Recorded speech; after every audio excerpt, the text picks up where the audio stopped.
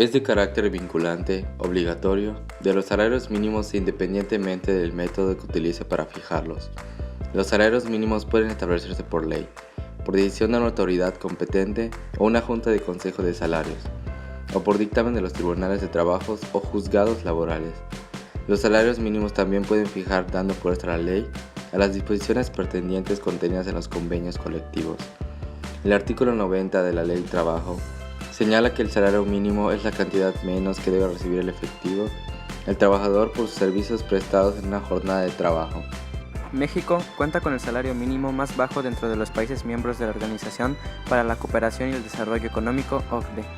La Comisión Nacional de los Salarios Mínimos, CONASAMI, acordó incrementar el salario mínimo en México de 80.4 a 88.36 pesos diarios a partir del 1 de diciembre. El incremento fue de 8.32 pesos al día. Al inicio de este sexenio, el salario mínimo era de 60 pesos diarios.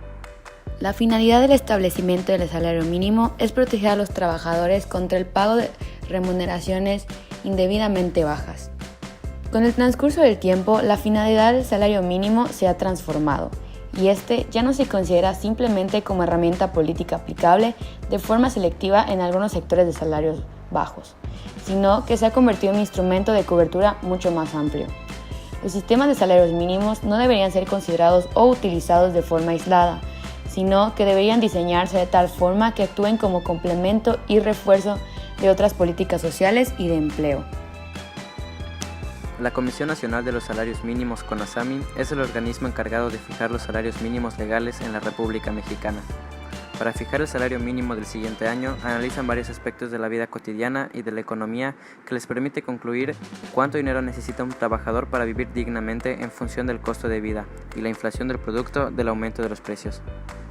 En México, el reciente aumento internacional en el precio de los alimentos ha afectado más que proporcionalmente a los sectores más marginados de la población. La presente investigación evalúa el efecto de dicho aumento en la pobreza, considerando la capacidad de sustitución en el consumo de las familias. Además, se analiza la eficiencia en la focalización de diferentes mecanismos de asignación de recursos públicos y se encuentra que la utilización del patrón de beneficiarios de algunos programas sociales como oportunidades representa una mejora en relación con otros esquemas de asignación, como los subsidios a los alimentos y las transferencias universales. Tras el incremento del salario mínimo en México, los precios de la canasta básica hoy día se ubican en 97 pesos. Es decir, ahora a cualquier trabajador le hacen falta 8 pesos para completar su despensa alimentaria. O sea, no solo no cubre las necesidades básicas de cualquier trabajador del país, sino que viola el artículo 123 de la Constitución mexicana, que asegura que los salarios mínimos generales deberán ser suficientes para satisfacer las necesidades normales de un jefe de familia, en el orden material, social y cultural. Reveló que el promedio de gasto trimestral por hogar es de 28.143 pesos, es decir, 9.380 pesos mensuales, de los cuales 3.300 pesos son invertidos en alimentos, bebidas y tabaco. El dinero restante se invierte en transporte, educación, vivienda y cuidados personales. El aumento a 86.36 pesos diarios al mes daría un total de 2.650 pesos. Es decir, dinero insuficiente para cubrir tan solo el alimento de los hogares mexicanos.